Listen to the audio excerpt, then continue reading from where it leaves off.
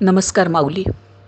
आज आपण सार्थश्री तुकारामांची गाथा यातले 225 ते 229 हे अभंग आणि त्याचा अर्थ ऐकणार आहोत. तसंच गेले 2 दिवस मी व्हिडिओच्या आधी सांगते की मी काही नित्य उपयोगात असणारे देवपूजेचे प्रॉडक्ट, काही वस्तू टॅग करते व्हिडिओला. त्या तुम्ही नक्की बघा आणि आवडल्या त्या वस्तू तर नक्की खरेदी करा. आपल्याला उपयोगी वस्तू आहेत आणि तुम्हाला त्या बाजारभावाच्याच दराने मिळणार आहेत आणि म्हणून तुम्ही नक्की त्या वस्तू खरेदी करा आणि त्याबद्दल मनपूर्वक धन्यवाद. तसंच चॅनलची मेंबरशिप मी ओपन केलेली आहे, तर सर्वांनी चॅनलची मेंबरशिपसुद्धा घ्या अशी सगळ्यांना विनंती आहे. आता आपण व्हिडिओकडे वळू. अभंग क्रमांक 225ला सुरुवात करण्याच्या आधी सगळ्यांना विनंती, चॅनलला सबस्क्राईब करा, व्हिडिओला लाईक नक्की करा आणि कमेंटमध्ये देवाला नमस्कार करा. चला तर व्हिडिओला सुरुवात करूया. अभंग क्रमांक 225.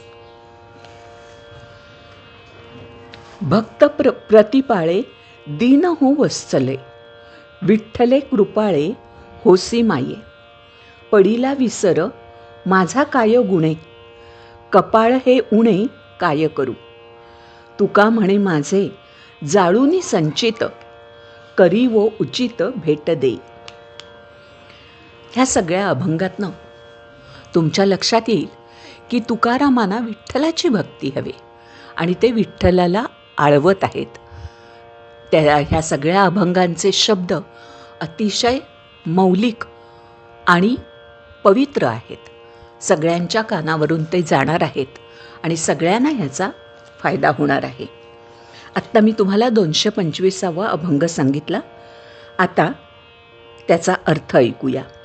हे विठ्ठला, भक्तांचा संभाळ करणारी व दीनांचे रक्षण करणारी विठाबाई, तू कृपाळू आई आहेस.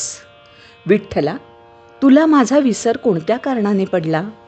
माझे कपाळ फुटके, त्याला मी तरी काय करू.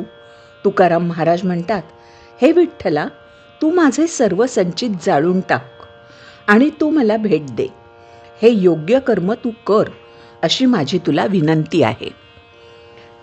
आता अभंग क्रमांक 226. तुझविण मज कोणवो सोयरे, आणिक दुसरे पांडुरंगा. लागलीसे आस पाहतुसे वास, रात्री वो दिवस लेखी बोटे.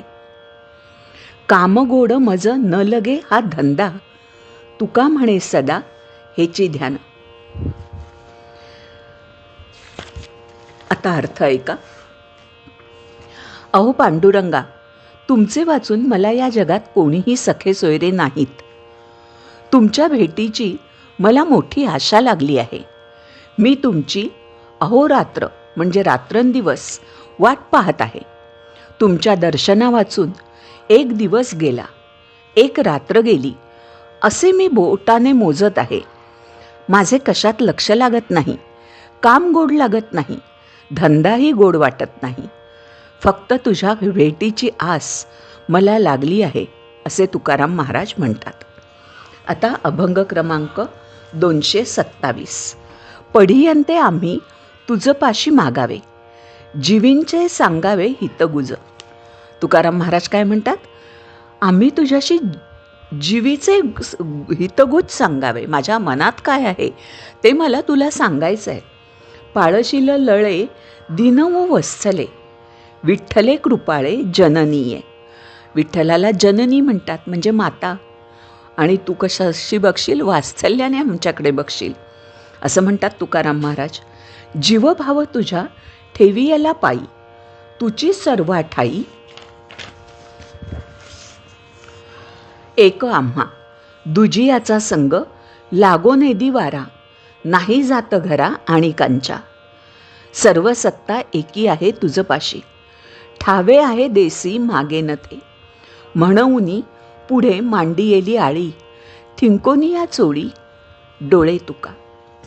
आता ह्या अभंगाचा अर्थ ऐकूया. हे विठ्ठला, आम्हाला जे आवडते आहे ते आम्ही तुमच्याजवळ मागू. आमच्या जीवाचे हितगुज आम्ही तुला सांगू. आमचे लाड पुरवणारी, दीनांचे रक्षण करणारी हे दीनदयाळू विठाबाई, मातोश्री. हे विठ्ठले, मातोश्री, तू आमचा संभाळ लाडाने आणि वात्सल्य भावनाने करशील. आम्ही आमचा जीवभाव तुझ्या ठिकाणी अर्पण केला आहे. सर्व ठिकाणी आमचा तारणकर्ता तूच आहेस. आम्हाला दुसऱ्याच्या संगतीचा वाराही लागू देऊ नकोस. मी दुसऱ्या कोणाच्याही घरी जात नाही. हे हरी, मी जे मागेन ते तू मला नक्की देणार, कारण सर्व सत्ता तुझ्या पायाशी आहे. आणि म्हणूनच तर देवा, मी तुझ्या पुढे हट्ट मांडला आहे. इथे आळी असा शब्द आलाय आणि त्याचा अर्थ हट्ट असा आहे. डोळे मी चोळत आहे आणि मी रडत आहे. मला तुझं दर्शन हवं आहे.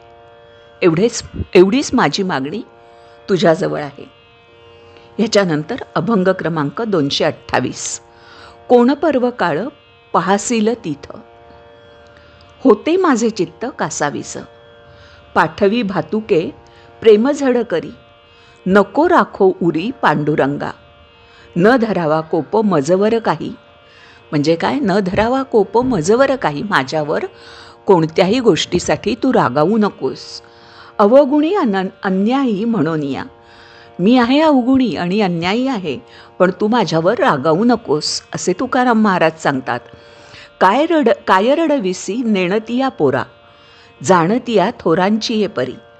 काय उभी कर ठेवूनी या कटी, बुझावी धाडकुटी लढीवाळे. तुका म्हणे आता पदरासी पिळा. पदरासी पिळा म्हणजे काय? तुकाराम महाराज म्हणतात, आता तुझ्या पदराला पीळ घालून मी तुझा पदर घट्ट धरून आहे. घालोनी निराळा नव्हे मग. आता ह्या अभंगाचा अर्थ ऐका.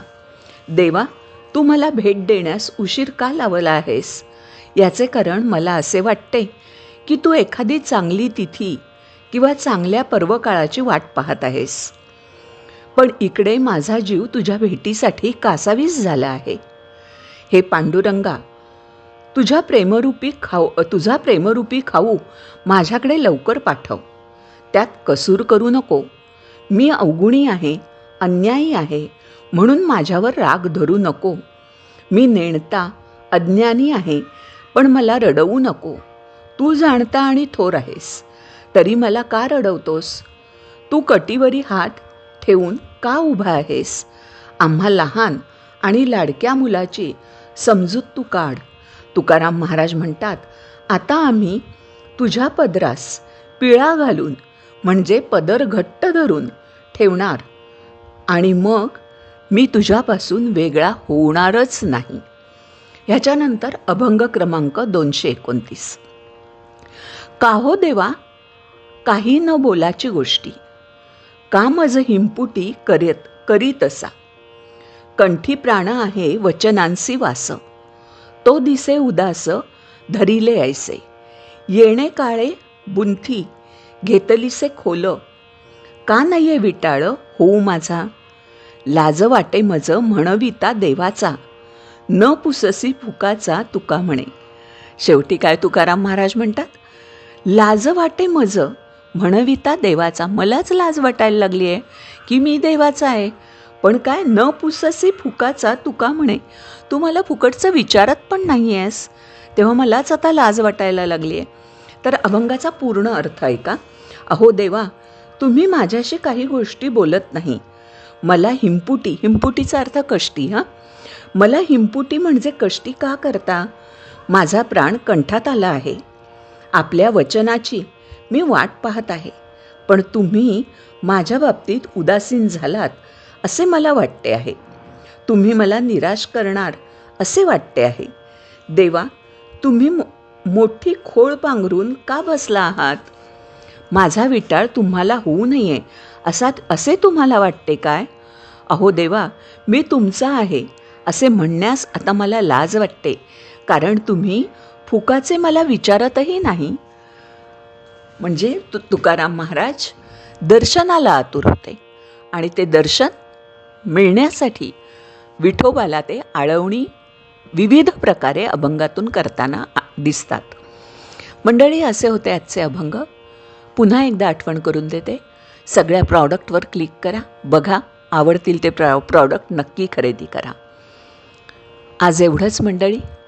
कसे वाटले अभंग कमेंटमध्ये सांगायला विसरू नका. धन्यवाद. रामकृष्ण हरी माऊली.